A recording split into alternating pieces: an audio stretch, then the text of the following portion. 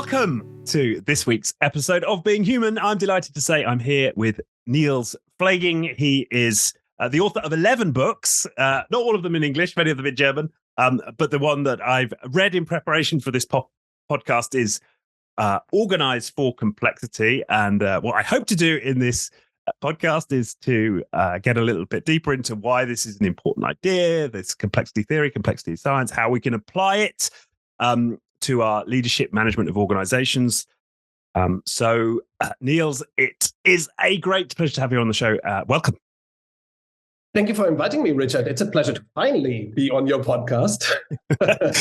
It took us a while, right? Yes, it took us. It did take us a while, and it has been a popular topic, complexity. Wonderful. So, yeah, as I was saying before, we've had Dave Snowden, of course, a luminary in the world of complexity theory, and Chris Moles, who's the collaborator of Ralph Stacey, who also has done a lot of work in this field. So it's now great to have you to add to and build on the conversations we've had previously.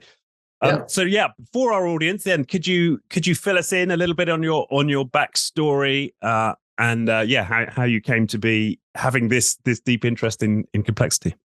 Yes. Bridging that into complexity is interesting, maybe. I started with my career in finance management as a financial controller. And then through that, I was sucked into the beyond budgeting movement, which was founded in the UK, in England, really. So there were these founders who started a collaborative research project called the Beyond Budgeting Roundtable. They started it in 1998. And I joined that in 2003 as a research director. So I quit my finance management job and became a consultant, speaker, researcher, author. And that was 20 years ago, in 2003. And at the time, I wrote my first book about beyond budgeting. Oh, wow. Okay. That's been a topic on the podcast. We've had Beyond on. You had Beate? Yeah, my former colleague Beate. Yes, exactly. Yeah. And 5 years later, after I joined the Beyond Budgeting Roundtable, I met Beate many times, of course, as well. We had this splits in our community between a wing, so to speak, a group that wanted to keep talking, remain in the think tank mode of operating, and another wing to which I belong. We wanted to put this into practice. We said, okay, we can research this forever, but we already have a good understanding what's beyond command and control, beyond the pyramid model of organizing, beyond Taylorism. We had at the time, already in 2003, really, but then we refined our understanding of organizational transformation from command and control to decentralized, democratic, self-organized, agile, as we might call it today. Yeah, lean as well, So we had this clear understanding of why the old model didn't work, while the new model worked. We had cases like Handelsbanken, Southwest Airlines, Aldi, Toyota, W.L. Gore, Semco, and so on. So we knew how this model ticked and so. And the group to which I belong, we said we need to research how to get there, how to do the transformation. And I know that you have this book on open space beta, the approach that 5 years ago we finally figured out how to do transformation in very little time. So I founded another network, another community called the Beta Codex Network. At the time, we revised the concept of beyond budgeting, sharpened it, I would say, made it edgier, and created a new community called Beta Codex, which has existed for 15 years now. And I went on to publish 8 books more since then. And and I think now we have figured out both how the organization, the truly agile organization, the truly lean organization, the truly beta organization should look, why it is more complexity robust, and how to get there. So that took a long time to figure that out. Right. Okay. But of course, for those people, let me also relate to that. Of course, I see myself in a similar school like Chris Moles, who you interviewed for this podcast, Beate Borgsnes, for example, who also talk about these things, right? So I for 15 years, I have also tried to connect these different movements, and not to divide, but to connect different movements. And I think I'm interested in the truth. If you ask me what my career has been about, I would like to understand the truth about why organizations still stink by and large, why the world of work is so miserable today still. and how to fix it by going to another model of organizing, right? And of course, people like Chris Mould, since Mary Parker Follett and Frederick Taylor, to be honest, we've been searching for that. Mm.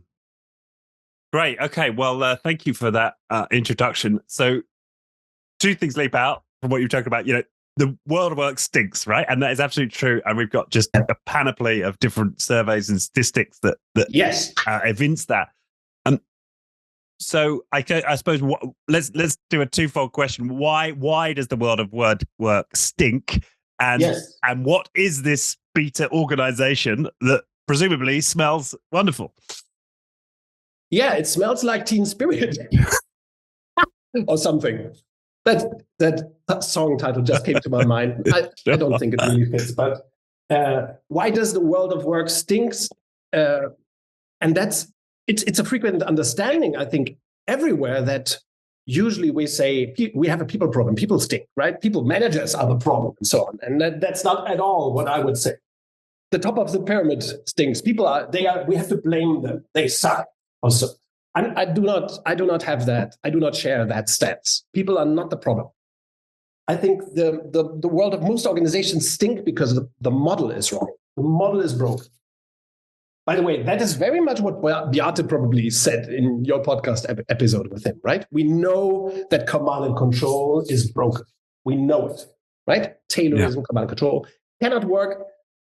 Too under-complex, too oversimplifying, too siloed, too expensive to run, too laborious. You need to steer all the time. So steering has become a big matter, right? So we know it's done for good, right? What is less, where we have less consensus, I think we have big consensus about this. Of course, most people prefer not to look too close, because if you look closer, you would see that most agile is done within this paradigm. That's why agile scaling is a big thing.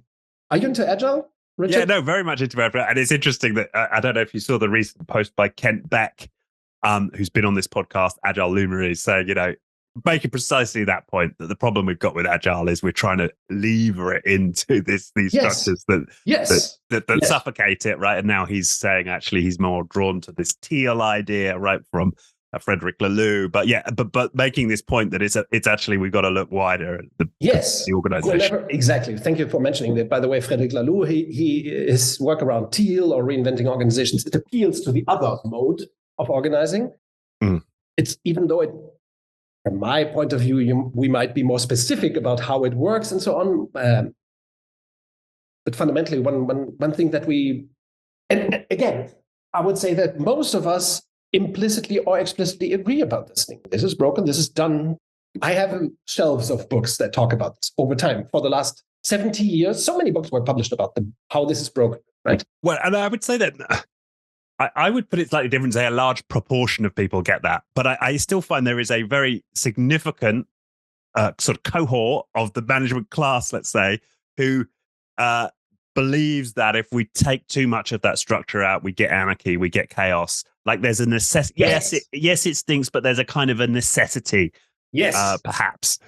It's fear of the Walking Dead. No, that doesn't fit either. But it's fear of chaos, fear of laissez-faire. But of course, laissez-faire. And this, by the way, thank you for mentioning all of this. The main point, I think you're totally right. The cohort you're talking about, they think that beyond this model can only lie chaos. Yeah. And laissez-faire, or anarchy. Yeah. Anarchy in the UK, right?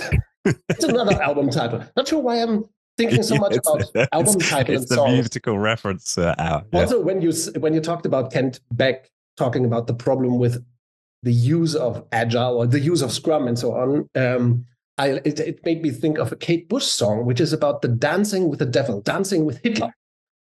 Do you know this song? It's from the Blues album. No.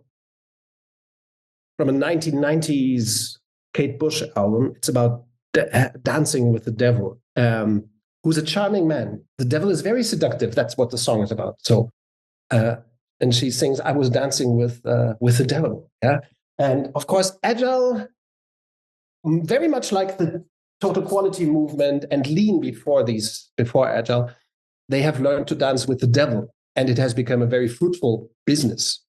Or put differently, of course, command and control corrupts. Once you touch the dark thing, there's a great movie that shows this, Time Bandits. Right. I don't know that one. But... If you touch evil, it's a crazy movie. If you touch evil, it contaminates you. So if Agile touches command and control, if you do not overcome command and control with Agile, it will contaminate you and corrupt your ideas. That's why we will talk maybe about frameworks a little bit more in this conversation. Yeah. When the use of the word framework always indicates that it's going into this direction, right? And so it's easy to be seduced by the dark side, so to speak. Yes? Yeah. Yeah. And of course, and then you hinted at something. We deem it impossible to go beyond that model.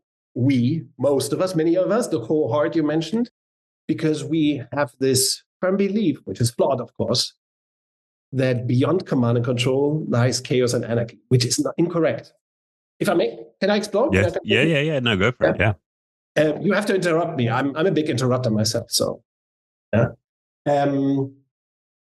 So why do so many of us think that you cannot go here safely to the other model that I call beta, but it could be called differently, decentralized, could call it real lean, real agile, whatever you want.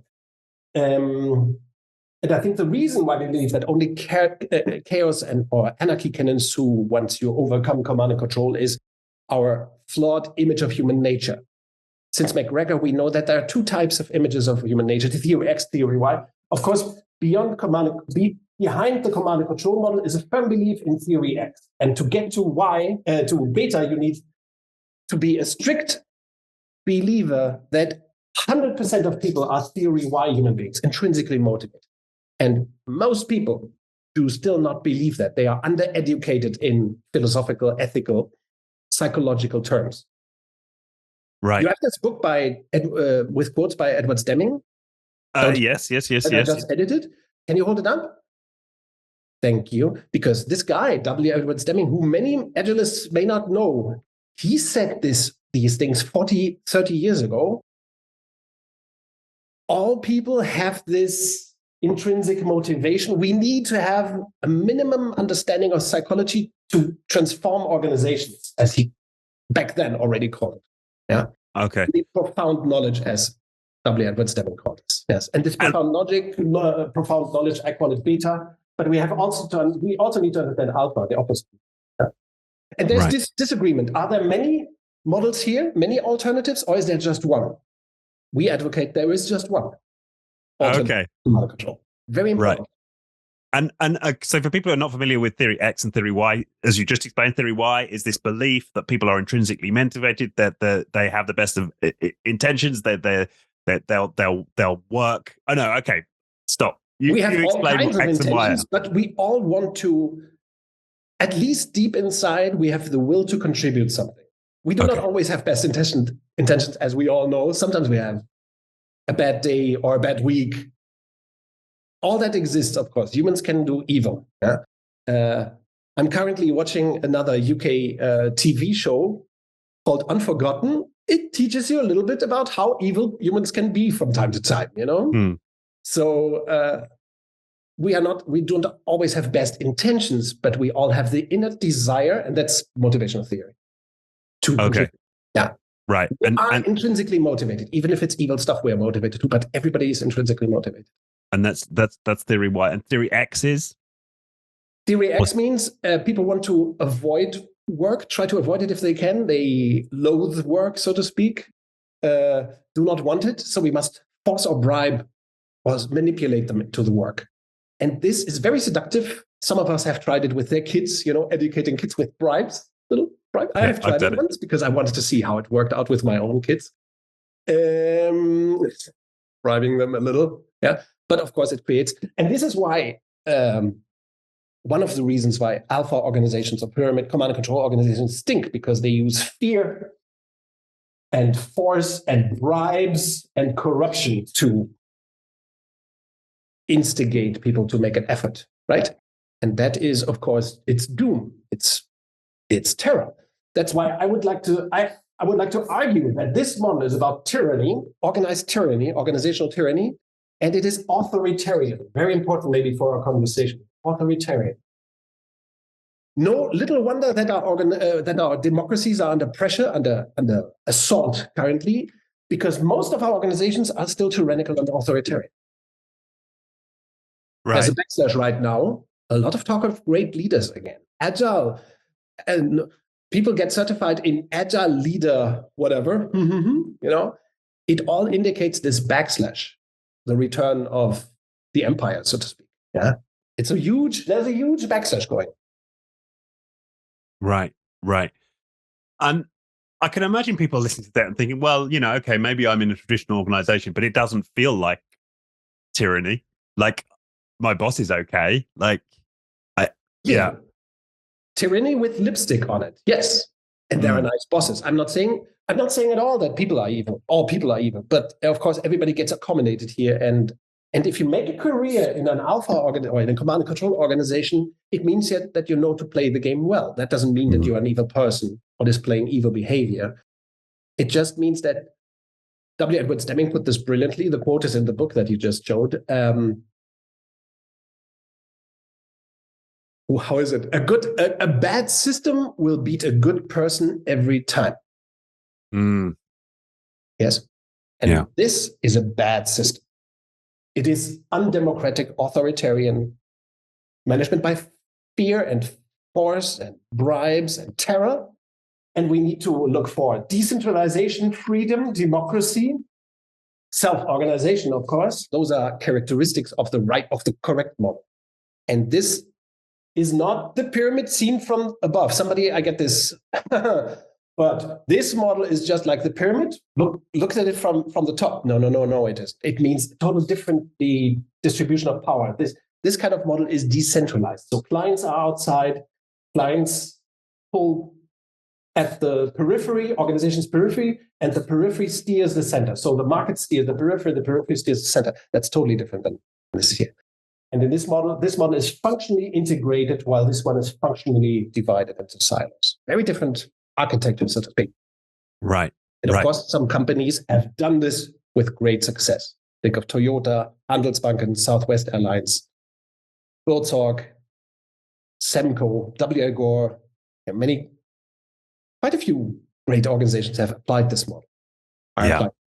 Yeah, many of them have been on the podcast. In fact, as you just described that, immediately Handelsbanken came to mind. Which ones did you interview? Well, at Handelsbanken, we've had the head of external affairs, Richard Winder, on the show.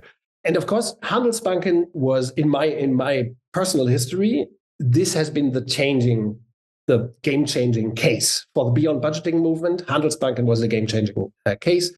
Like Frédéric Laloux, when he wrote his book, he kind of discovered Buurtzorg, which was then still a small organization. Yes, and he discovered it. And we've had Jos de Blok on the show as well. Yeah. And the beyond budgeting movement, we discovered. I mean, it was always there, right? Since 1971, the case was there, but nobody really talked about it. So, and beyond budgeting, the model that we are talking about here, this model, it was only possible to truly grasp it fully with all the principles. We talk of 12 principles. We only got nailed down the 12 principles once we had found Handelsbanken. That happened in the year 2000, 2001 or so. So it has been like the founding case of in my career of discovering this. And of course, then we found other cases in Germany, for example, DM Drogeriemarkt, very large retail organization, 70,000 people. Wow. So over time, and I was living in Brazil at the time, so I discovered the Semco case there. Also, it was always there, but we put the pieces together by identifying cases, comparing the main features of these organizations, even though they were in such different industries. Recently, by the way, if I can add something more, I saw Jos de Blok of Buurtzorg at a conference like 2 or 3 years ago. And he said, well, when we at Buurtzorg thought about designing the performance system, we just copied Handelsbanken. This is how far this cross-pollination between beta or this beta decentralized organizations goes. They get inspired by each other, So today at Buurtzorg, you find a very similar model of, dealing with targets and resources and transparency and reporting, very similar to what Handelsbanken, the Swedish bank, does. And so you think now that there are enough of these cases that it's not, because I had somebody compare where we're at in terms of our development of, let's say, organizational design is, we're like the Wright brothers, or we're trying to fly, but we haven't kind of figured it out yet. We've had a few experiments, but they sort of work, but not really. But nobody's quite found like a consistent set of principles that enable you to have organizations like that. Who said that? So this is a guy. He's based out of Geneva. He's got a famous. I'm blanking on his name, but that was his. It's totally wrong what you just said. So his characterization of where we're at. Yeah, but that is like claiming. Imagine Galileo Galilei, who discovered, so to speak, that the Earth was not. The geocentric vision was untrue, and that actually the stars include, and of course Earth, and so not the stars, but the planets revolved around the sun. Yeah, the heliocentric model. Galileo Galilei kind of nailed it. He was not the first to describe this model, but of course he nailed the description of it. Imagine that 10, 20, 30 years after Galileo, people would say, we still cannot be quite sure if the heliocentric model is superior to the geocentric model. That's like the dead parrot discussion, as I call it, right? Right, yeah. This parrot is dead. Again, you must, sorry to quote so many British people here. No, go ahead. Yeah. This parrot is stone dead. To say that we don't have an understanding is ignorance, which is forgivable, but it's not cool. Because we have known, companies like Toyota, Southwest Airlines, Handelsbanken, DM Drogeriemarkt, etc. Buurtzorg, of course, yes. They have figured this out long ago. In fact, there was a British coal mine that figured this model out in the 1960s already. People from the socio-technical research movement, socio-technical systems movement, around Eric Trist. I had that name before, yeah. They found this coal mine 1976, 1967, 1968 or something. They found this coal mine that had this radically self-organized model, and it worked beautifully. So we know how this works, But it's beautiful that you cited this man from Geneva, who shall not be named in this show. Of course, this fear and loathing of an alternative, this distrust that this might actually exist, it's terrible. It hinders advancement. It's like saying, well, this democracy thing, not sure if it can exist. Of course, we know that democracy exists. We also know that it's never perfect, which is why we call this model beta. Perpetually imperfect, right? Okay. Democracy, never perfect. Beta organizations, never perfect. Toyota is not perfect. Handelsbanken is not perfect. But the model is 1,000, 1,000,000 times better than alpha, which is a dead parrot. And this disbelief in this model, it has been stifling not just organizational development, but also the agile movement, the lean movement, the total quality movement. Part of why they have failed and ultimately sustained the dead parrot model, that's intrinsically linked with this disbelief that the alternative can work. Ultimately, it is all connected with theory X thinking. Right. Yeah. We cannot trust people. So this model is impossible. It cannot exist. Handelsbanken cannot exist. It's all fraud, subtle fraud. Toyota making cars like that, it's a subtle narrative. Yeah? It can't be right because people are the problem. Theory X people. We must build cages for them. These things, philosophy, practice, theories about human nature, about organizations are intrinsically linked. Right. Well, let's talk a bit more about what this beta organization is and how it's better. Like, how is it fragrant? How is it fragrant? Yeah. That's beautiful. I've never heard this expression. Is fragrant a word like that? Is it okay? Is it an adjective? Good. I like that. How is it better? How is it better? There's two reasons why it is better. Do we want to explore the two? One is complexity and the other is human nature. Sure. Yeah, let's do both. Oh my goodness. This is a But maybe the human nature thing, we make this shorter. The model of command and control, and again, they're fantastic authors. We on the betacodex.org website, we have we list lots of books that explore this problem one way or another, and the obsolescence of management, why management is broken and dead, in a way why Taylorism deceased in the 1970s. I will try to prove it in a moment. But one of the underlying topics here is human nature. So we know about human nature that these two dominant theories about human nature. Since McGregor, we talk about theory X and theory Y. I mean, there are other great models of motivation, like Hertzberg's hygiene factor and motivator factor theory, or Maslow's hierarchy of needs, which is also a motivational model, of course. But I appreciate, I like McGregor's concept most, because what he says is that there are 0% of theory X people and 100% theory Y people. It's really obvious that it is like that, but our belief indicates that there might be some or many X's and not sure how many Y people, all right? So theory X and theory Y are really just beliefs. This is not about people, real people. They are just beliefs or images of human nature. All right? So they are not real. They are imagined. But this one is scientifically sound and this one is not. This is bollocks, as never mind. Yeah, Sex Pistols said. Sex Pistols might say, yeah. Yes? Yeah.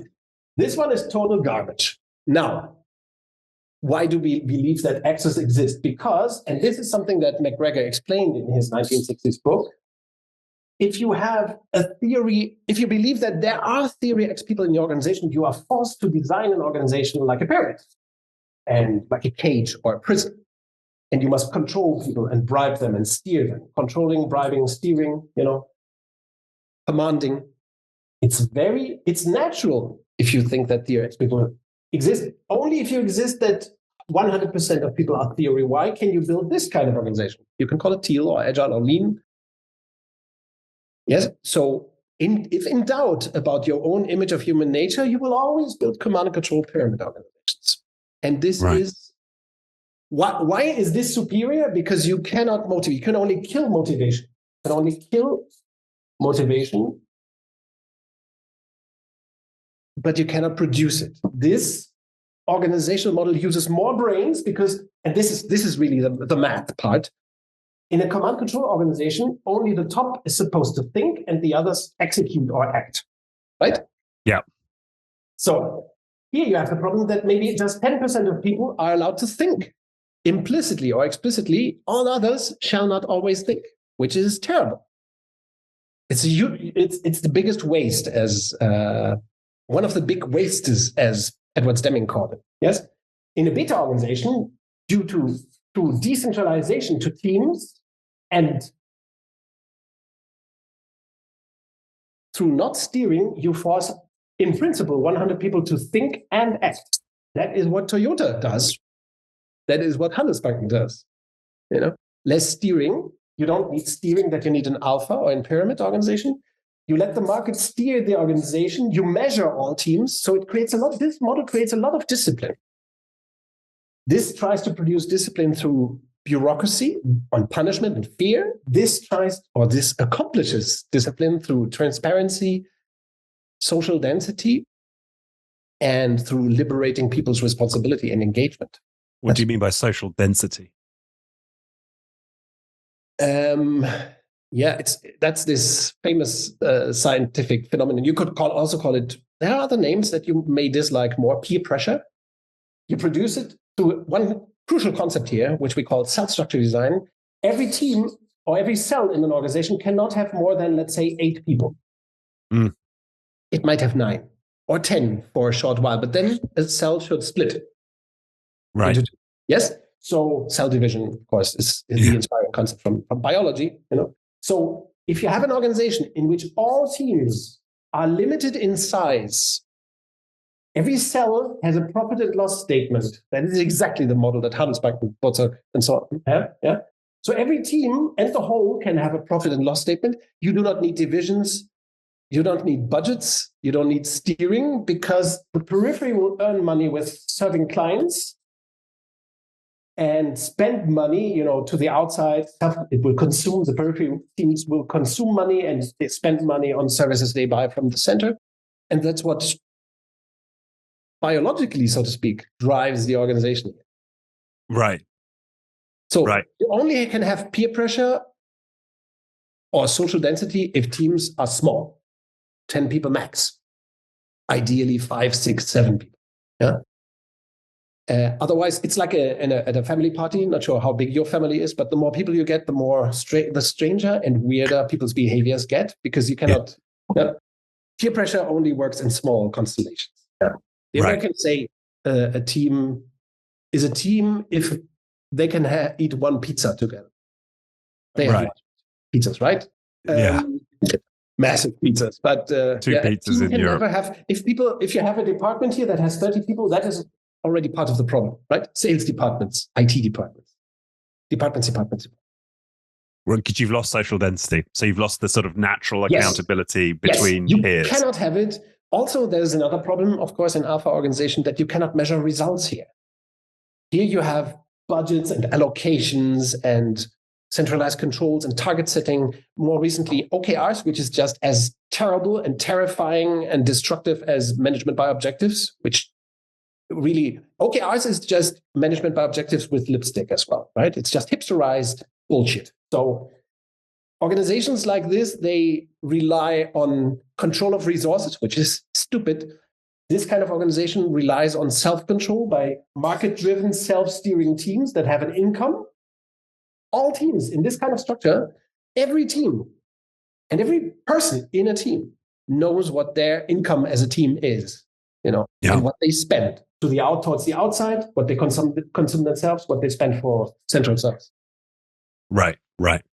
Too much?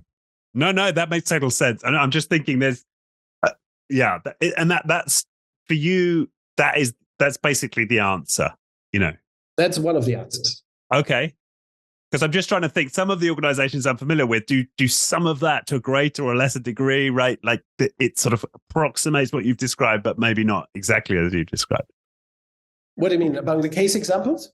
So like, let's say Spotify, right? I know they have lots of small teams, but from what I understand, they have like this notion of an infrastructure team, which may not be public facing. They might not have a P&L strictly, right? So they might do sort of shades of gray of what you're describing.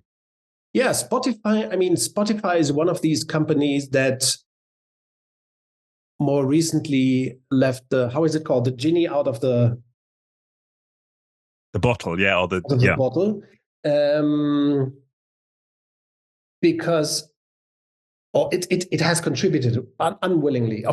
I love the product and so on. That's not a point, but the organization. I heard people from Spotify talking about the Spotify case. And of course, everybody knows about it, and everybody knows it's not really a case. It has just become a brand, so to speak. Yes, the large consulting firms gobbled up the term and use it, to fashion their way of selling consulting work, which they can do. It's not what I call ethical, but it's fair legit. Here's the problem: Spotify dabbled with alternatives of how to get, and this gets us into organizing for complexity, which is related to this distinction. Yeah? I think Spotify experimented a lot with how to, they ran in the hindrances of this model, right? And they wanted to get out. So what did they try? I think their first impulse was, as most organizations have done for the last 40, 50 years, to put another layer, another pyramid on top of this one. In the 1980s, this began to be called matrix organization. Yeah. So this notion of hubs, plots, blips, blibes, flops, and flips. How are they called? The squads and the... okay. I can't remember all the terms. Yeah. Then you can be a guild. I know you can be in a guild, guilds, which is like it's like the matrix, the other dimension, right? Yeah. And what I think, they had the right ideas. They had an idea of creating this kind of organization, but they didn't understand it. So they created a multi-directed matrix organization.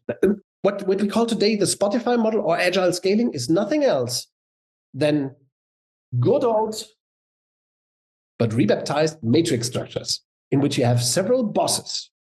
Now, how is this model different? Do you see it? Right. Yeah. Yes. That there's each cell in its is its own boss, if you like. Right. It has its own agency. And worse. That was a great answer. Yes. This doesn't work. Okay. Let's try blue again. Exactly. So this is hierarchical or power of bosses, right? Top down. And you have more and more bosses, the more dimensions you create. Guilds, tribes, blips, or clubs. This model is different in a crucial sense that there is just one boss. That's called the outside. Not the boss. Not somebody in the organization, but outside. For the pyramid, the external spline is the boss. And for a cell in the center, here's a person and a cell. For them, the periphery is the boss. So in a beta organization, in a democratic and decentralized organization, every team has a boss that's outside. But not the boss is the boss. That's irrelevant or trivial.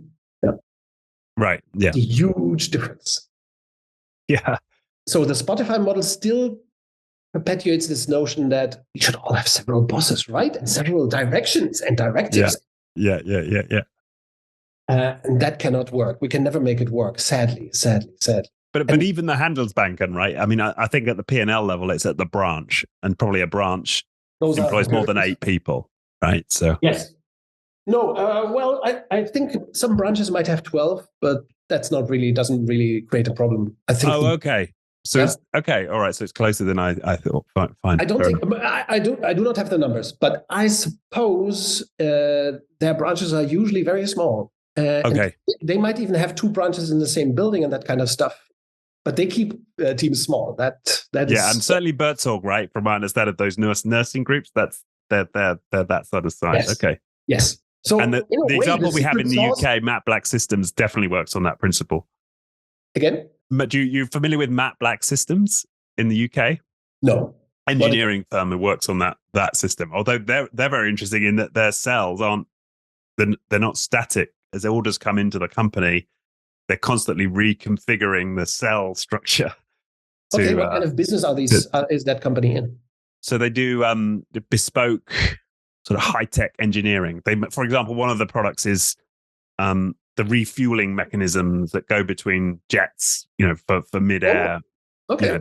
Or high-tech instrumentation for civil aviation. Top Gun stuff.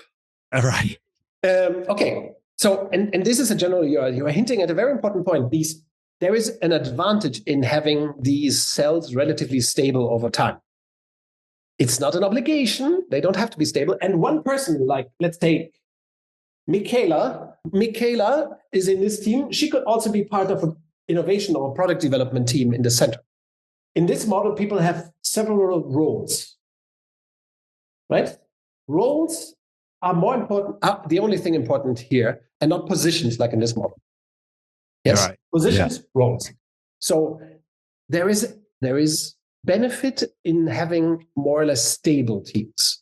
Why? Because of course teams need to gain trust among them and achieve, a certain stability. You want peer pressure to happen or social density to happen. So if you have too much roaming around, that can be decreased. I do not know that company's case. I don't know how they handle it and where. But of course, it is in this model, it's totally viable to have teams that are temporary. You can have them in the periphery, like project teams, put together for 6 months on a client project and then dissolve. Or you can have innovation teams, project teams in the center, work for 3 months, 6 months, 9 months, 12 months, then dissolve. That's all that is possible in this model. Yeah. What about the challenge? So have you heard of Vincent out of Finland? Who very much use this style of model? No, interesting. No. So I interviewed. I interviewed him, CEO, on the podcast, and he said, and he's actually echoed by another guy I had recently on the show. He said certain contexts allow for this type of model, the beta model, where you've got highly autonomous teams and highly decentralized, but sometimes the market circumstance mean you might need to centralize for a greater degree. In the case of Vincent, it was we're getting more global clients. They just want to talk to one point of contact. So we're finding we're needing to centralize from across our different countries and create a slightly more traditional structure in order to meet the market demand in this particular scenario. Terrible. This is a great example, but I'm happy that you're telling this story. And by no means I want to criticize that man. He's just utterly wrong. It's not a criticism. He's just totally, oh my God, it gets me. Because it proves beautifully how just one firm, flawed belief, one fake belief, so to speak, or one mistake can keep us from creating a much, much, much, much better organization, a Deming organization, Toyota organization, Beta organization, however you want to call it. And the interesting thing is that the belief that you just cited, of course, that guy might have several of these beliefs. You just put one, okay? One face to the customer. One face to the customer. It's totally troubling belief. It is totally wrong. Like the importance of synergies and so on. All that comes from the age of complicatedness, and we will talk about complexity and complicatedness, I think, in a moment. But the one face to the customer. One face to the customer. It's a flawed belief. It's deeply. I learned it at business school. Not sure where you learned it. That guy learned it. You're just talking about, yes. It's a very strong belief. This belief, it's actually born in the realm of command and control, because it tells us that there's one client, which is not true, and the client wants one face, one person. And then you create, this goes back to propaganda that happened around a certain concept. Do you understand what concept you need if you believe in one face to the customer? What do you need? How is the concept, the technique called? It's an evil, wrong, doomed, toxic Sith technique from the realm of command and control. Do you know it? No. You have big clients and you need one face to the customer. Let's have key accountants. Yeah, key account manager. Key account management. Of course, many people today do not know the term anymore. Not sure how they call it, but it's key accounting. That's the term of the technique, which is terrible, totally destructive. Because what happens is you give those key accountants a top position. Usually those are people from the business schools. Historically, you recruited somebody fresh from business school who didn't understand shit of the business and the product, gave him or her power to dominate the sales people and the product people and the development people and everyone. So it created a sect of middle managers, let's say, or cult of middle management. Of course, the client gives a hoot about one face to the customer. The client wants one team to the customer, which he or she gets exactly in a beta organization. One team to the customer. At Handelsbanken, every client is owned by a single branch. One team to the customer. The client knows that in your company, Mr. Smith might be on holiday and Mrs. What's another name? Mrs. Miggins. Mrs. Higgins or Miggins is in charge. So the client doesn't say, I need one face to the never. Everybody knows that it's impossible. Day, night shift, weekends, whatever exception there might be. The client accepts that there are several phases at Handelsbanken and in every good beta organization. At Handelsbanken, every branch has its own webpage with a team photo and the team contacts. So the client can contact anybody from the team and they will all know the relevant information and have access to the same information. That is decentralization. And the example you gave of that guy believing in the myth of one face to the customer, this is one of the big thinking traps. It's an intellectual, a cognitive trap that keeps us in the doomed world of command and control. Interesting. Yeah. There are hundreds of these doom concepts, bad management theories, like one face to the customer, hundreds of them. And that's why I think we see so few organizations transform to beta or be founded in the beta spirit like Buurtzorg. Yeah. Yes. Because these flawed beliefs hold us back. Flawed beliefs in human nature, in theory X human nature image, flawed beliefs in management concept that are just bollocks, stupid, really, totally stupid, outrageous. Yeah. I tell you what, it reminds me of a story of the. We had a lady on from Tough, the Tough Institute, who do the training around building decentralized organizations, and she'd stepped out and run a few. I think she ran a hotel and she ran something an IT firm using these principles. And then as soon as she left, she'd run them for a period. As soon as she went, left, or not as soon as, she'd go back to these firms, let's say a few years later, and all the old styles would creep back in. Right. Yes. It's like it seems like there's some tendency in humans to gravitate towards that theory X model. And it takes someone sort of special to hold space and kind of keep the weeds out of the garden, so to speak. Yes. It's like democracy. How do you sustain democracy? This is the democratic model. This is fascism, Stalinism, authoritarianism. What do you need to sustain a democracy? What's your answer? Many people who behave like citizens. Citizens, yes. Yeah. Citizenry. And many people need to say, we are in charge. We are the people. We are doing this. We will not leave our country, the UK, to the populists who will then do Brexit and try to install racism.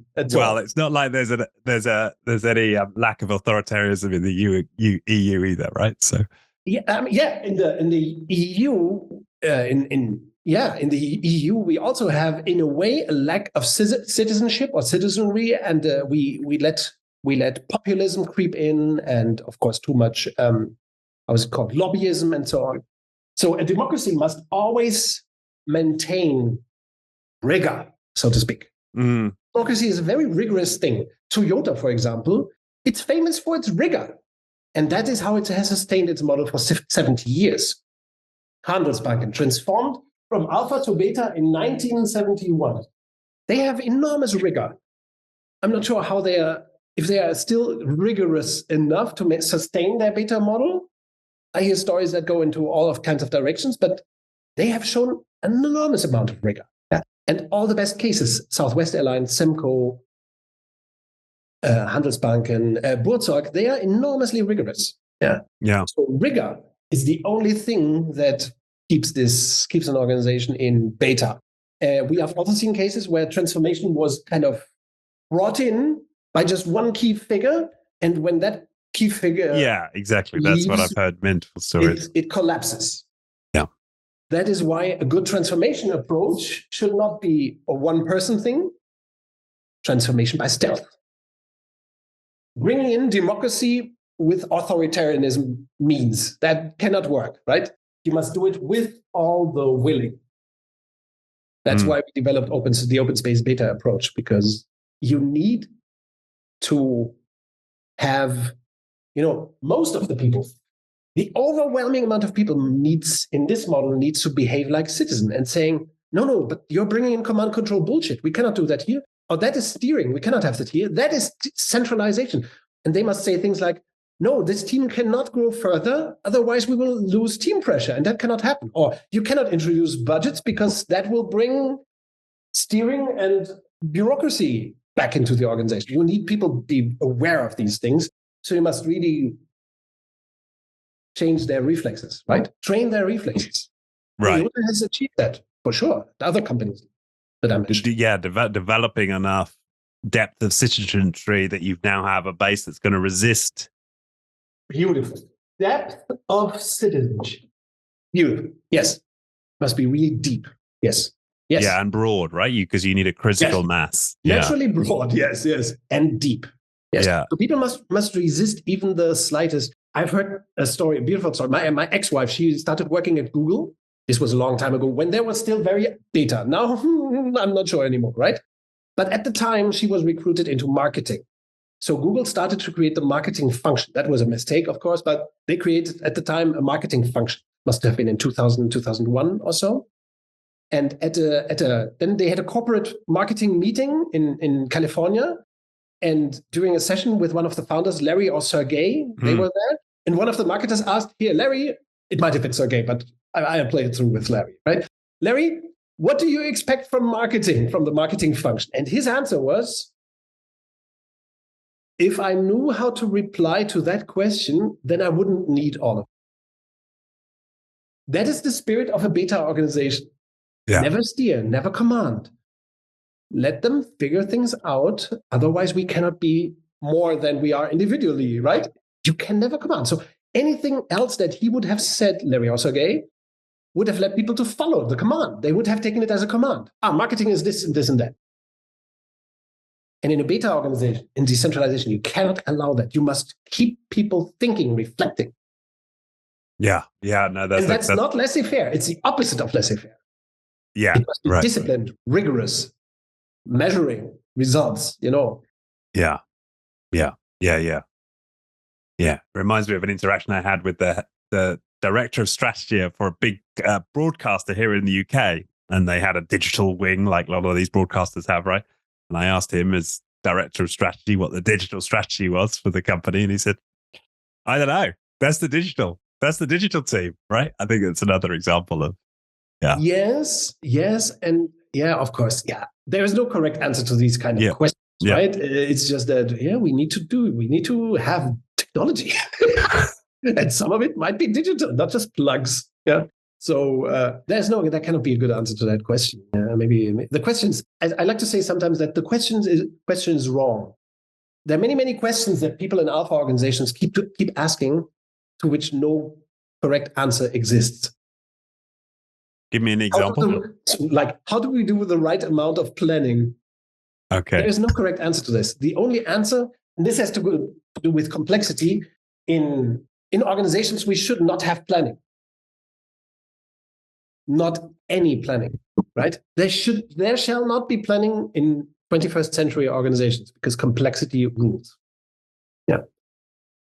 Even agile teams plan. Yes, which is flawed.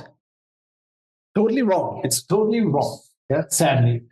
And this, of course, in the Agile Manifesto, they had 2 days to write it, so it's okay that they use the incorrect terms. But the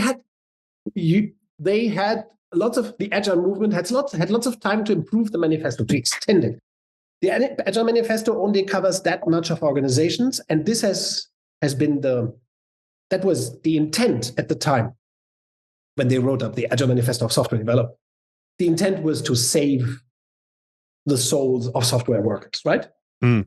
Sounds like sex workers, but software workers. Yeah, they were suffering, and they wanted to fix that. And so far, so good.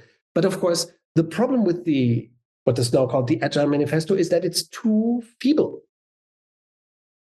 Some things are lacking among those in total 15, 16 principles. There are gaps.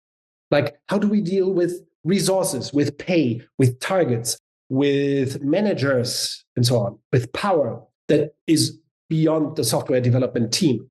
And as these things have not been addressed, I think Agile and, of course, Scrum have been, sensitive to sidewind instability. And that's where Agile went astray, I think. It was easy to seduce Agilists to go to the dark side, to the command and control side. Yeah. Right, but certain projects require planning. Like I cannot build a bridge without some level of planning. Yes, we call that not planning, but preparation. Okay. Preparation is fine. Yeah. Some things need to be prepared, and sometimes you need several options. Sometimes just one option. There's a right and a wrong. This is complicated, by the way. Prepare, but sometimes we need to put those in a seat. Actually, prepare belongs to the right side as well. Let's say you can program or standardize, right? For example, to build a bridge, there is a sequence in which you have to do things. Right. So if we were talking about a sequence of preparation steps, is that not just a different word for a plan? If you say that tables and chairs are the same thing, then I agree with you. Do you? It's not the same. Planning is not the same. Planning means making decision about the future. Preparing means doing stuff in the present. It's entirely different. planning is an act in organizations, involves an act of steering others, while preparing is something that people do because it's their craft, their work. Okay. So there are, of course, if you ignore the difference, you don't get anywhere. Yes? Right. But even in an act of preparation. Just 1 second. 1 second. Sorry. I'm referring to something here that Gregory Bateson and Václavík and Niklas Luhmann, systems theorists and cybernetics people, taught us. There are differences that make a difference. If you ignore the difference, you will fuck up. Yeah. Yes. Okay.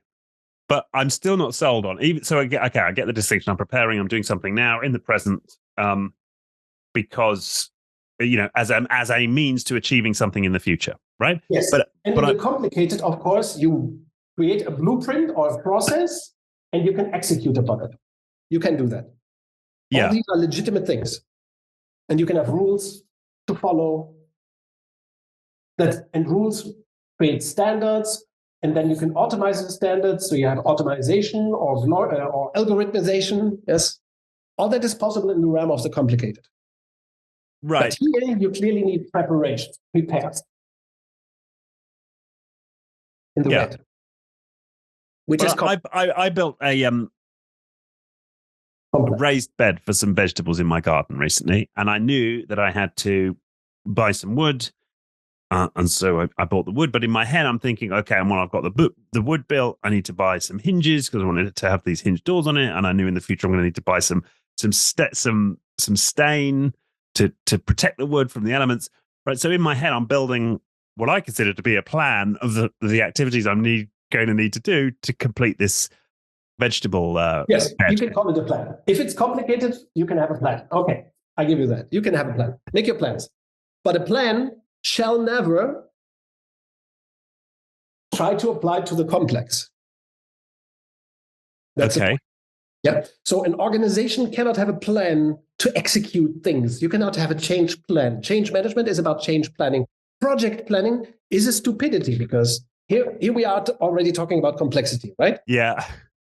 Which we wanted to talk about a little. Which we did want to talk about, and I wonder if briefly, for those who are not familiar with this distinction that many of us who've swum in complexity circles are between complicated and complex. So maybe it's worth doing that. And this is everything you need. Don't believe what I'm saying, but this is everything you need. There are no other realms of some people. Some people claim that there is also a realm of the simple. That is, I shall not repeat the word bollocks for the 4th time in this session, but I almost have to. That is hilarious nonsense. Yes? There is no realm of the simple. Should we go into this for a second? Yeah. Well, yes. Well, first of all, describe the distinction between complicated and complex. Complicated and complex. They are two different, you might say realms, but there's a tricky element in this, why all complexity frameworks are bollocks as well. Because in the realm of work, the blue and the red, complicated and complex shaked hands. You hardly ever find a problem that's just complex or just complicated. Usually you have a mix. Let's take a project. But explain what complicated and complex, just define the terms before we go there. Yeah, complex is alive, not in the biological sense, but in the systemic sense. That means the system must be open. It must have connection with another system that's on top of it. Yeah. For example, your garden. It's an open living system. It has connections with whatever. Yeah, the elements. The elements, yes. Weather, other systems that are other layers of systems on top of that. Yeah. Complicated systems are dead. Machines, a phone, a computer, plane, a car, they are dead. So this is not judgmental. It's just a pretty accurate metaphor, right? Dead, alive.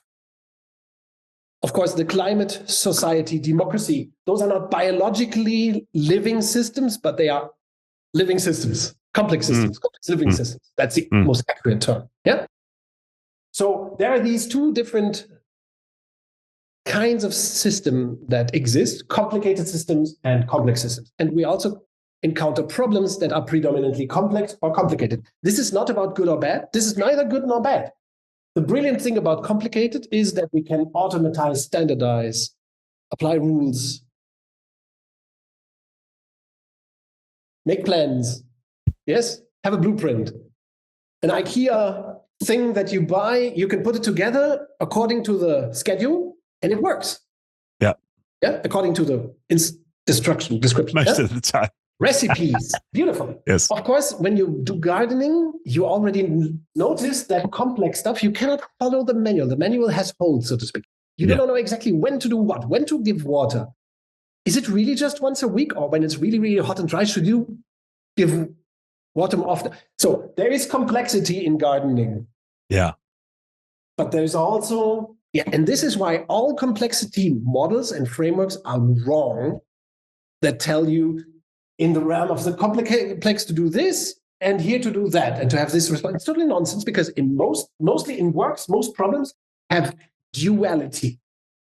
The duality problem of problems, and this is a real thing. Of course, I think I cannot convince you, and I don't have to.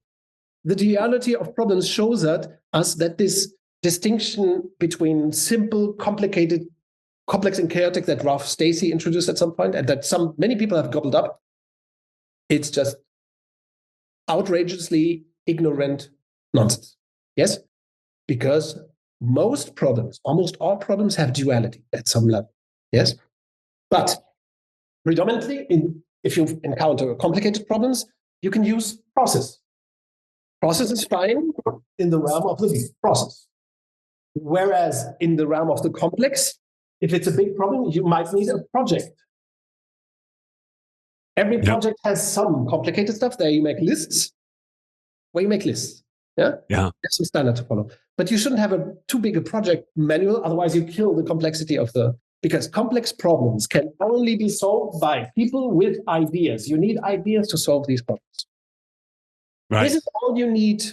This is not even a model. It's really just a distinction. This is all you need to rule the world of the complex and the complicated. Any framework that goes beyond that and that claims to have more, to have more realms, one or two, or a part of a thing in the middle, forget it. Yes? Right. Does this clarify the distinction? Yeah, it does clarify the difference between complex and complicated, yes. Where's the simple in this distinction? Do you see it? No, there's no simple in the way that you've laid it out, no. There is. Okay. Simple is if you know a complicated thing, then it's simple. So complicatedness plus knowledge is simple or trivial. For a knowledgeable person, like you have been a gardener for 20 years, 40 years, and you're very knowledgeable, then you say, no, there's no secret to this. I know what to do. I have the experience. I have the knowledge. For me, it's simple to do the gardening here. For the beginner, it's complicated. So complicated and simple are the same thing, the same realm. And it's in the eye of the beholder if something is complicated. SAP software. Is the code, or I'm a coder, is the code complicated or simple? It is in the eye of the beholder. It's not a different thing, a different realm. Yes? Yeah. And chaotic is just a tiny space in complexity that's irrelevant for work in organizations. Chaotic is complex. There is no realm of the chaotic in organizations. There is no. For example, sales, to do sales is probably one of the most complex things that exist, or innovation. It's super complex, but it's not chaotic at all. There are patterns. If you don't understand them, ask somebody who's knowledgeable about it, or a person with ideas, but don't claim it's chaotic. Organizations do not have chaotic stuff. When I put milk in a cup of black coffee, the patterns you will see, they are chaotic. Unrepeatable. Unique to the circumstances. You can never repeat them. Yes? Pouring milk into coffee and the way it mixes, you know that at the end you will have milk with coffee in a cup. In quite chaotic circumstances, the end result, but not the way towards it. But this kind of reality, don't believe what I'm saying, it's still true, irrelevant to work in organizations. In work in organizations, we only have simply complex, the chaotic is irrelevant. Okay. That's on a physical level. It's interesting, but not organizations, social systems, and so on. They are not chaotic. They are just complex, which is wonderful. Yeah. Right. But you're still okay. But so you're just saying it's not useful to make that distinction. Yeah. for complexity frameworks. They are a complexity framework. That's an oxymoron, really. Okay. They are just, and there's a bad thing to it. Once you convince people to believe in those complexity frameworks because of course, Ralph Stacey, he set free the dragon when he's once in an irrelevant article philosophized. He depicted something. He created a diagram like this with simple, complicated, complex, chaotic. Yes, like that. Mm-hmm. And that set free the bad spirits, of course. He later eliminated this diagram from the article. I hard to find, really, but we know the source. And this was wrong, of course, because complex is not more anything than complicated. It's just different. Right. It's just different. Yeah. Right. Living systems, honey, at home, your kids. Do you have kids? Yes, 2 kids, yeah. Complex. And if you have kids, you know it's not always good to have a complex system at home. It sucks. Yeah. Yes. But then again, if they were complicated, they would be dead, which would be terrible. So no, yeah, we have complexity, it creates, what sucks at complexity is really complex systems continuously surprise us. And that's why we must come up with ideas to solve them. Clients, markets, innovation, those things create surprise, which we must deal with through generation of ideas. It's not bad, it's just different than complicated. Yeah, okay. So as I told you before, so you're referring here to in part to the Kinevin model, right? Which has complex. Oh yes, now you reminded me of the model of the bollocks thing. Yes, the bollocks, right, which I've used and I've shared in trainings and so on. Don't do it. You become a quack if you train it. Don't do it. That's exactly the problem, I think. Not that. Right, but let me understand. Just hear me out. So, but where I found the value in it is that people start to light up and they start to get precisely what you talked about, this distinction between complicated and complex, and that helps them. Now, the fact that just let me finish. The fact that we might say that things are less complicated in the eye of the beholder if they have requisite knowledge, or perhaps more complex, like more alive and unpredictable in certain scenarios. How is that such a sort of what? I don't see why you're reacting against that. Why is it a problem that people are making these finer distinctions around complicated and complex? You're toying with me, right? You're playing with me. You're teasing me. You're still not convinced that Kinevin should never be taught or showed to anyone? You don't see the difference? Well, I'm not even there yet. What I'm not seeing right now is what your argument is against having finer distinctions around this central idea of there being a duality between complicated and complex. Yes, which is important. If you don't understand the duality, how will you solve problems? Yeah, so I guess we're both agreed there, right? It's just now. But no, I mean, we cannot go through debunk Kinevin. There are 20 reasons why it's totally flawed, by the way, not just 1 or 2, 20 maybe. And I like people to think for themselves critically. That's why when I try to teach people when I teach. But here's the thing. The distinction, why am I insisting that this is an important distinction? Because if you want to solve organizational problems, you can only solve them intelligent if you become color aware of blue and red. Yes? So intelligent people, or if you want to be effective at work, you should always ask yourself, is this a red problem or a blue problem? Or which are the components of the problem that are blue and red? So how could I respond intelligently to the duality or to those bits and pieces of the problem? Yes? Yeah. For example, we talked about planning a little. If somebody told me to plan, let's do budgeting. You talked about this with Beate Borgsnes. Why it's hilarious nonsense to do budgeting, right? Annual planning. If somebody told me, let's do annual planning in a company, every intelligent person should react by saying, okay, so you believe that our organization is a blue system, dead, mechanical, can be steered from the top through plans? Is that what you really believe? So then you can have a fruitful discussion. Or should we have fixed targets? Fixed targets, bonus systems, they assume that OKRs, they assume that the future is predictable, that you can set a target, fix it, and that you should evaluate performance against the plan. It's a totally complicated. It's an idea from the realm of the blue, right? Hilarious if you assume that there's complexity and actual uncertainty, right? Yeah. And surprise. So whenever we talk about solving organizational problems in work, with a project, with a process, we should reflect about what is this going? Can we really automatize this thing, or are there complex bits where we should have a person involved, people with ideas? Yeah. Yeah. Which part of our work should we standardize, the blue parts? Which ones should we not standardize? Where should we not have manuals? If you have a marketing manual, that's a terrible idea. If you have an innovation budget, an innovation department, if you have a project team and you have a steering committee is a blue mechanism, projects are red, you shall never have a committee. So what key accounting? Terrible idea from the realm of the complicated. And of course, this is about client relationship with it is a red problem. It requires communication and problem solving and projects and interaction, a buying seller and a selling center, and also all these things. So this distinction is one of the magic pills of making organizations better. Right. Change, for example. Can you manage it? Management as steering is a feeble idea from the realm of command and control and from complicated. You cannot, change is highly alive. So you should do something that's time box change, open space beta, and not change management and the individual methods. You can debunk methods with this distinction and concepts and plot it wise and improve your organization, do organizational hygiene guided by this distinction.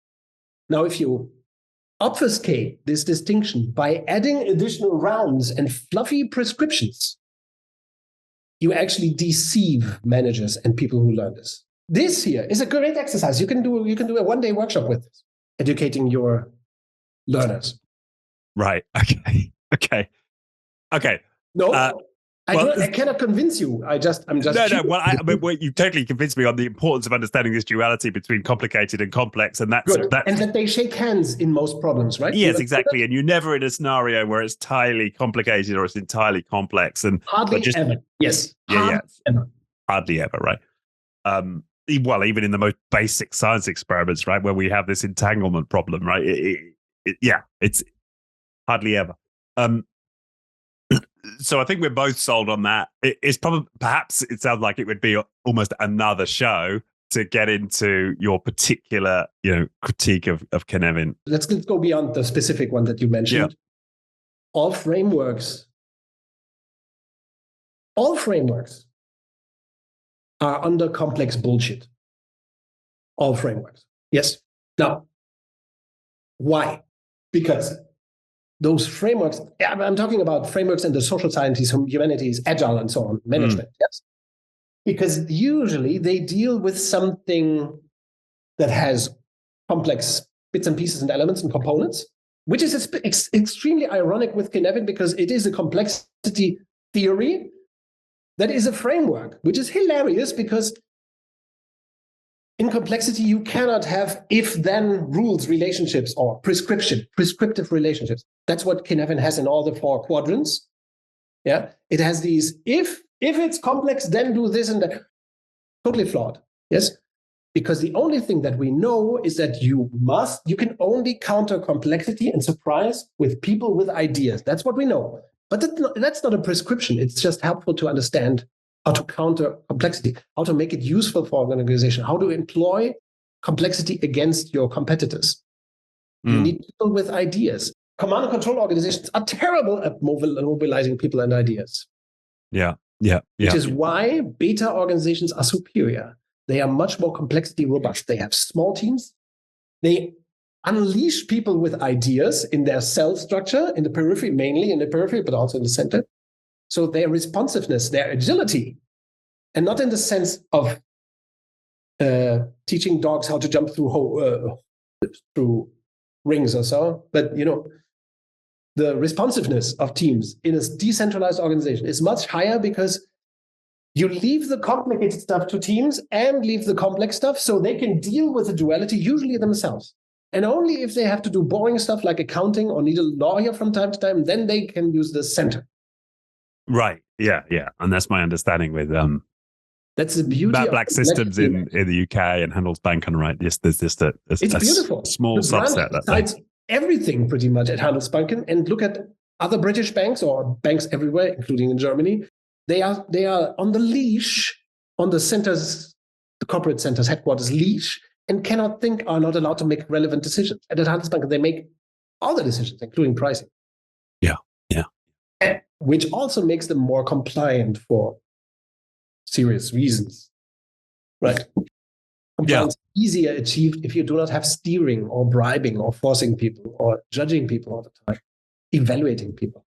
Yeah. And I know that I think I saw recently their results came out and they're still outperforming their peers. Just looked at their 2022 annual report. They had a credit loss ratio is 0.00%. Unmeasurable credit loss, almost no credit loss. They increased their profitability or cost income ratio in 2022. Again, they are the commercial bank with the best credit ratio in the world. Eat that, Bank of America and whatever you have, Barclays or whatever. Oh, yeah. No, I've looked at their stats before. It's extraordinary. Stellar results, stellar rating, stellar client satisfaction, stellar, employee satisfaction. That's all we want to have, and it's not a people problem. Yeah. Okay. Well, so equipped with this distinction between complex and complicated, we've got a stinky alpha organization. How do we go to our beta? Oh, you want to say, this is the best. Thank you for asking this question. How do we get from alpha to beta? Yeah. And what do you answer? Do you have the answer already? I might have some clues in this book, right? The open space beta. Yeah. I mean, we published a book about this 5 years ago, almost 5 years ago. The book came out. One thing we know, change management will not get you there, right? And command and control cannot get you there because you realize you're just destroying my career with each stroke of your pen. Why?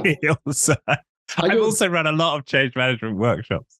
Oh, okay. This is fun. You can. I mean, and I'm not blaming you. To be fair, I advocate for a lot of the techniques from this book in my change management workshop. Here's the thing. This is something that we learned with Open Space Beta, and this is. I mean, I love the fact that you bought the book, the Open Space Beta book, years ago already. Yeah. I mean, you have to. Maybe you noticed. You read the book, right? Yeah. And it describes an approach to transformation that is super fast. You begin it with all the willing, end it 90 days later. So you have 90 days of transformation. It sounds incredible, right? It sounds too good to be true. It sounds like a hoax. Yes. And so the first thing is to understand, to believe in that. And believe me, if you like, it took me a long time to figure out all the elements of this approach. In fact, we copied it from this guy, Daniel Mazik, in the United States, who came up with this idea. We call it now time-boxed change. It's the future, right? Time-boxed change. So you time-box the change, just like you not in Scrum really, but in Agile work, you can time-box the work, have sprints and so on. This is like organizational development in sprints of 90 days. Yes.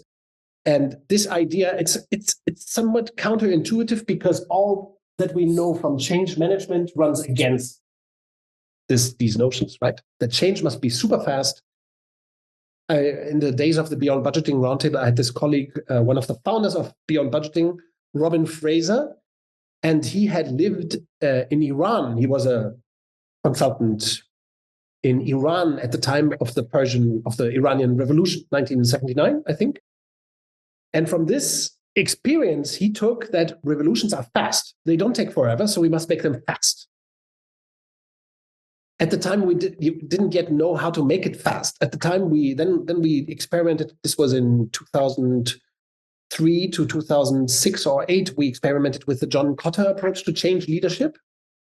Right. We made the change faster than the other change management methods that we had before, but it still wasn't enough. So in 5 years ago, 2018, we discovered this idea of open space agility, as Daniel Mazik called it, time boxing it, do an open space conference at the beginning and one at the end, 90 days later, and to do the transformation work together with everyone. So if you have 5,000 people, you might have 5,000 people doing the change transformation work together. So afterwards, you still have 5,000 people, but they are working in a different system. Right. Wow. And this is it. Now And what's an open space event for those who are not familiar? What's an open space? Yeah, for people who don't. It's the simplest, most elegant, most self-directed meeting or conferencing format imaginable. It just has 5 principles. Some people call it 4 rules and 1 principle, or 1 law, but that doesn't matter. It has very few principles, highly self-directed. People in open space, people meet, setting their own agendas and oscillating between sessions, but they come up with the session topics. They decide where to go and when. So it is the most self-organized meeting format that is possible, the simplest, much easier than World Cafe. It works beautifully for large groups until 1,000 people. So if you have 5,000 people, you might need 5 locations to run open spaces, but still very doable, very scalable. Yes. And very self-directed, which is the most important thing, because the idea here is, if you want to do change so fast, when do you think, if you like to respond, Richard, when do you think must people gain clarity of what to do and how? What to do and how? Well, it doesn't. I suppose the what to do is going to come fairly early. Yes, and the how they're going to figure it out as they go along. They must figure out very early on what the beta shit is about and why alpha shit doesn't work. And how they should figure this out, ideally, most of it, here, right? Oh, okay, at the start as well. Right. There they form a collective idea of how this will play out. Or can we believe that this will play out? They decide if there must be an invitation, so they come by invitation, or they can decline the invitation to come to this meeting. And here they fundamentally have this gathering to create, to clarify, to create synchronicity, so to speak, among them of what they will do in the 90 days. And then they can do it together. Not everything will be clear here on this day, but they can start doing the change right away, which accelerates. Involving all the willing accelerates the process, time boxing it and saying, this will be over in 90 days. We have to get the shit done now. And to involve so many people. Yeah. Potentially all people in the organization in change. That's the best, the most democratic approach to change imaginable, where you involve everybody. Which is why there is no better approach to organizational transformation than open space beta. None. There can't be. You cannot engage more people than the willing. It's impossible. Right. Yeah. We could argue, okay, do you need 90 days or 80 days or 100 days? That could be argued, but not the architecture of the thing. The architecture is optimal. You need to change a social system, like to do a revolution, like the Iranian revolution. I mean, in a way, the Brexit thing was a revolution as well, right? Very fast, time boxed. Then that's the election and so on. Yeah, revolutions happen very fast. Yeah. This is counterintuitive, but it's a fact. Yeah. Well, I'm thinking also about Tony. I don't know, the Zappos guy, the CEO. Tony Hsieh, yes. Tony Hsieh, right? And he went very quickly to holacracy there, didn't he? He had a deadline. And he adopted holacracy full stealth. By the way, holacracy is a command and control concept, sadly. But then when they wanted to overcome it, he actually did it. He and his management team, we did a workshop together in Berlin. They came over to Berlin to do a workshop with me about organize for complexity. That was our topic. Oh, wow. Okay. Interesting. So in order to overcome, they even looked at this stuff. Okay. Sadly, Tony Hsieh is deceased now. And yes, it's a sad story. And of course, in a way, holacracy bankrupted Zappos culture. I would argue that before holacracy, Zappos was very much a beta organization. And with holacracy, unknowingly, they went into command and control. It's highly technocratic, right? Holacracy is basically about creating fixed links and relationships and this hilarious consent decision making, which is toxic for democracy and for freedom, really. So it's a stifling mechanism. That's interesting. So we just had James Priest from Sociocracy 3.0 on the show. Very nice guy. And he talked about the value of consent base. Yeah, that's wrong. What's wrong with that is totally wrong. What's wrong with consent? Consent means let's imagine we have a difference of opinion, viewpoints, yes? So consent means that if none of us votes against it, it shall be done. Okay, it could work, but only in theory, not in practice. It's bad theory. Consent is a very bad decision-making mechanism, the worst, really. Because imagine a management meeting. We don't share the same opinion. There are opposed fractions and so on. Yes, opinions and viewpoints. And then you ask, okay, who is really opposed to this? Otherwise, it will go through. That's the rule of consent. Yeah. This could work only, and this is the thing why it's unethical and criminal to do consent. This would only work correctly in the absence of fear, which you do not have in organizations. There's a lot of fear in organizations, mainly because most organizations are command and control, run by fear, run on fear. Fear is like the gasoline of the alpha organization. So if in an alpha organization you ask who's against it and who tolerates this decision, and you have lots of fear in alpha organizations, lots and lots and lots, instilled by incentive systems and rules and all kinds of social mechanisms and a little bit of elbow winging in the back and backstabbing. So there's a lot of fear. Consent will corrupt your organization because people will learn to put a smiling face on even the worst things out of fear. Consent could work in total freedom, which is utopian. Yeah, which is why, by the way, don't believe in what I'm saying, but already Mary Parker Follett, one of our heroes, maybe the prophet of self-organization and beta organization. 90 years ago, she wrote a damning criticism about consent and its flaws, its fake acceptance mode, so to speak. Yeah. So what we should have, according to Mary Follett, is integration, and we need conflict to that. We need to get through the conflict. We need to argue. We need to go through the conflict to emerge from that with better solutions that none of the conflicting parties could have come up with before the conflict. Integration is what Mary Parker Follett calls the process of being transformed by divergence, by conflict and diversity of opinion and viewpoints, right? And only if you accept this necessity for conflict, can you emerge with better ideas. Consent kills this opportunity to. But I think what my read of James would be, well, no, people are invited to conflict. They're invited to object and tell the proposer why they don't.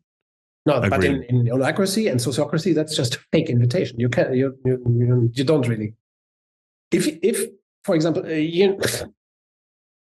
there are several reasons, by the way, why beta organizations do not need such a thing as consent or holacracy or sociocracy. And one of the main reasons is that they have mastery-based decision-making or consultation. Right. So they put decision in the hands of people with mastery, or maybe people who they want to train to achieve mastery. Okay. Yeah. So it is the spirit of authorization of democracy and decentralization. You put the key decisions into the hands of individuals who then are obliged to consult others with mastery. Yes, that's very different from consent. Totally different. It's a totally different spirit. And this idea of bringing people into a room and have these highly structured. I understand that sociocracy appeals to maybe 10, 20% of people because they have affectionate feeling for this kind of technocratic, rigorous procedure. For the others, it's just, and for creativity, it's just kryptonite. Yeah, consent stifles real conflict, sadly. Right. Which is not to.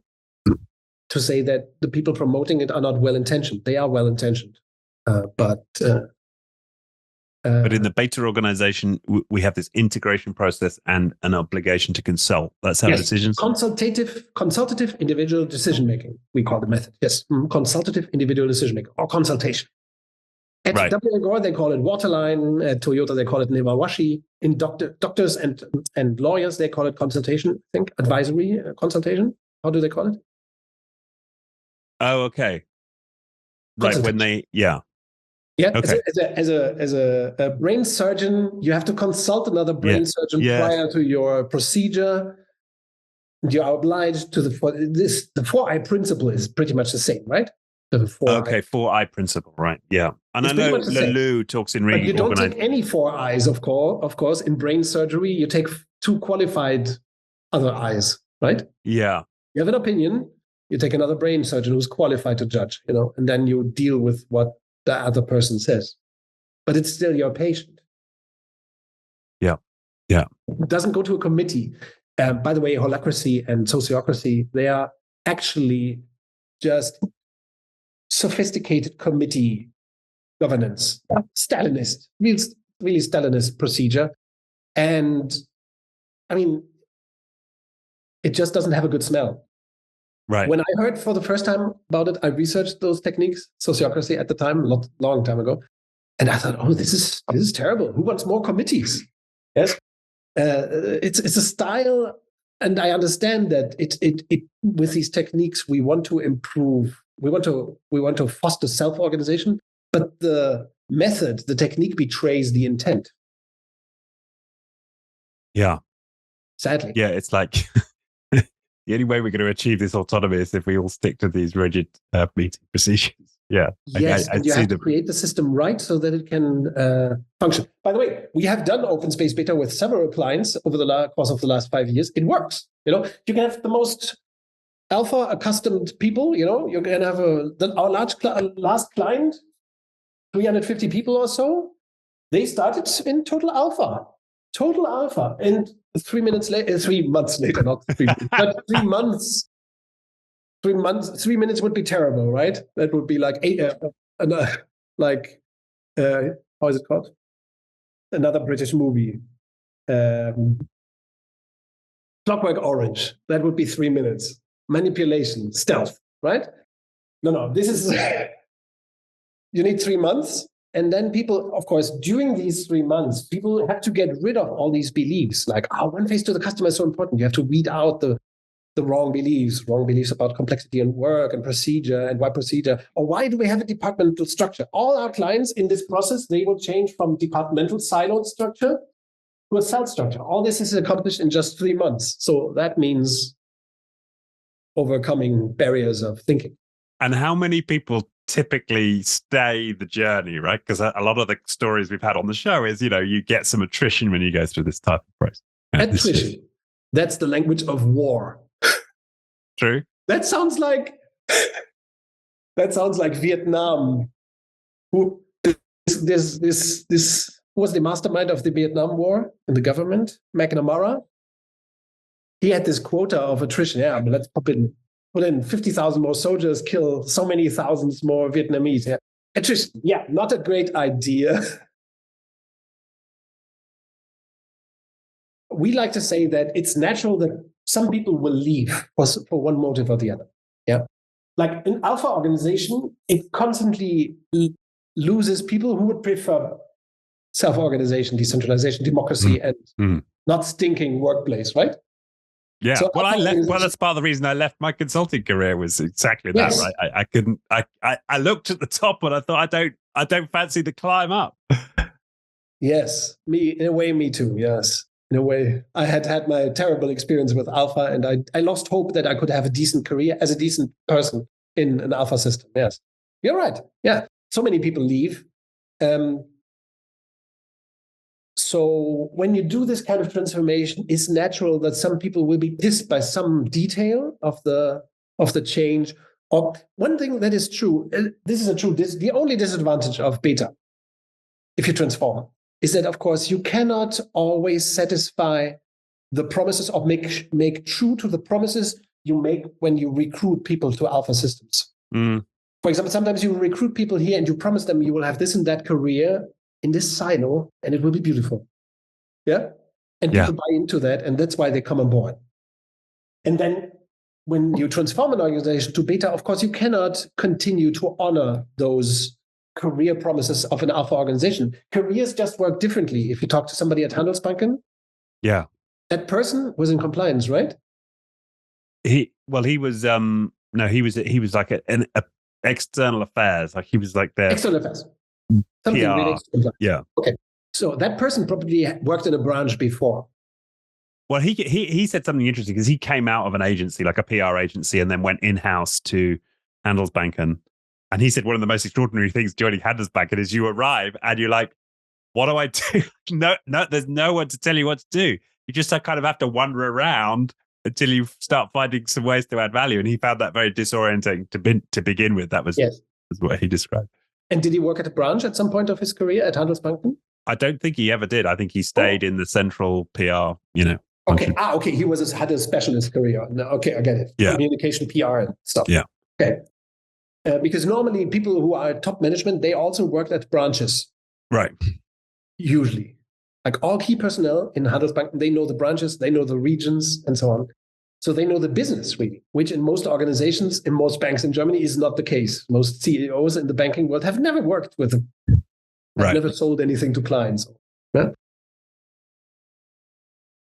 So career promises in alpha are very different. Yes, this career ladder promise. Laddered career, that sounds like ugly, right? A laddered career promise. You cannot keep it in beta. So some people might leave because they feel like they are losing the career they expected, which makes total sense. Yes, and you should always leave in harmony, and go in peace. Yeah, that's because it makes total sense. And of course, you cannot introduce this kind of promise of the corner office and the fancy title. Have the right to have 5 secretaries, whatever alpha organizations do crazy stuff. You might not want to do the same things here. You want to get rid of some of the waste, right? So if you break promises like that you made in the alpha world, of course, some people will leave. So that can happen. On the other side, if you believe that all people are theory-wise human beings, they want self-organization, they want to be citizens, really, of their organizations, then you shouldn't have many people leaving. And this is our experience. Some people leave, but most, at some point during the 90 days, or maybe even before, or maybe later, it makes click. So that's the magic of transformation with all the willing. At some point, it will click and it will make sense. Beta will make sense. And then the consultant and psychologist William Bridges calls this the neutral zone.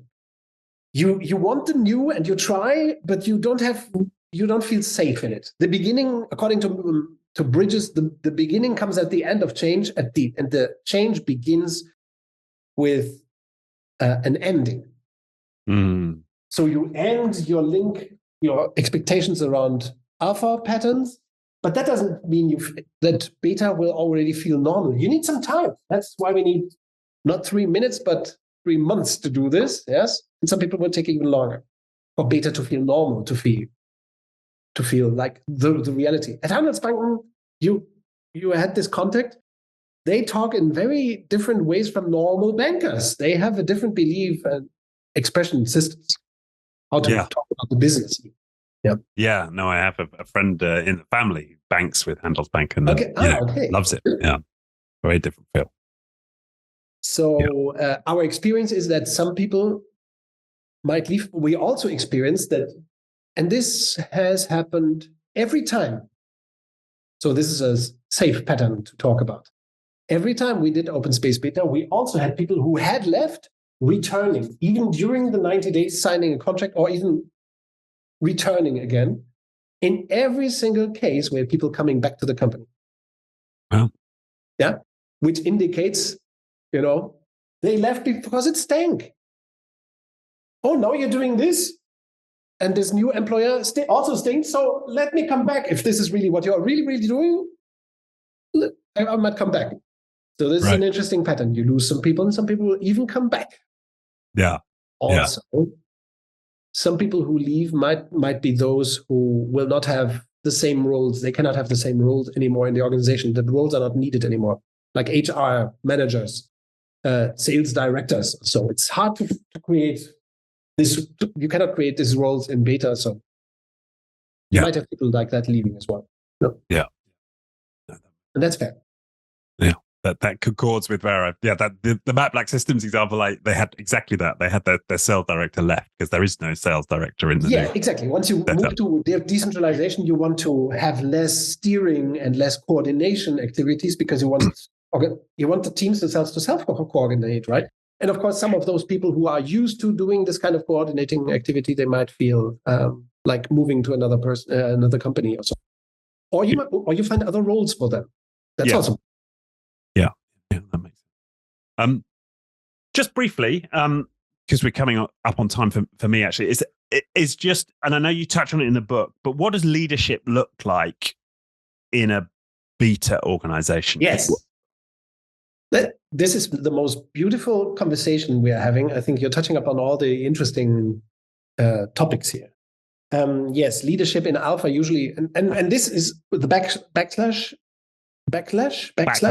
Yeah. Backlash. Sorry. Yes. I'm a German. My English is not native tongue. I lived 5 years in the United States, but still, you cannot learn English there. Whatever you're learning, it's not English. No, it's not true. It's a different English. Yeah. Backlash. The backlash we are currently experiencing, I think, like in our democracies, we are experiencing this, let's say, populist, maybe even authoritarian backlash. And it is no circumstance that it's also happening in organizations. And you see this by the way the term leader is used and overused again. I think 5 years ago it was a little bit better, and now it's coming back with stealth, so to speak. And of course, in alpha organizations, leadership is always associated with the top and with the leader. So whenever you hear leader, it's command control thinking. In a beta organization, in Handelsbanken, I hope they do not speak of leaders. Actually, I do not know if they avoid this term, but just as in W.L. Gore, they avoid the term boss, a beta organization would avoid the term leader. They might talk of leadership, but what we found is that usually leadership means something more in the space between. This is the way we frame it. We suggest in the beta codex community, I always suggest and I recommend to frame leadership as something that happens in the space between people. So if there is a team of 4, leadership is what unfolds between them. It can be good or bad. Leadership is the social density, the social tension, so to speak. Also the social tension that allows to go through conflict unharmed.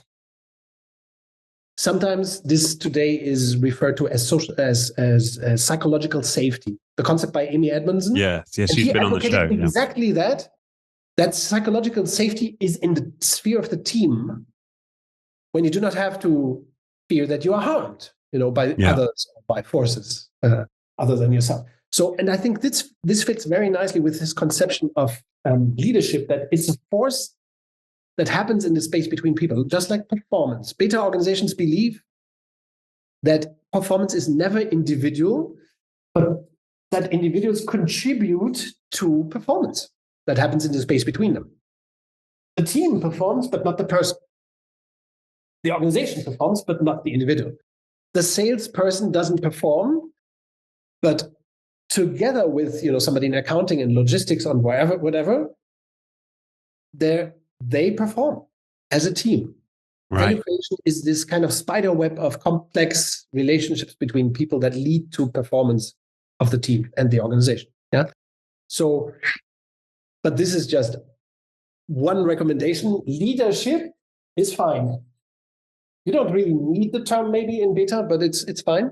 But the term leader is clearly on the command control side. It's the over accentuation of the hero, the individual, the manager.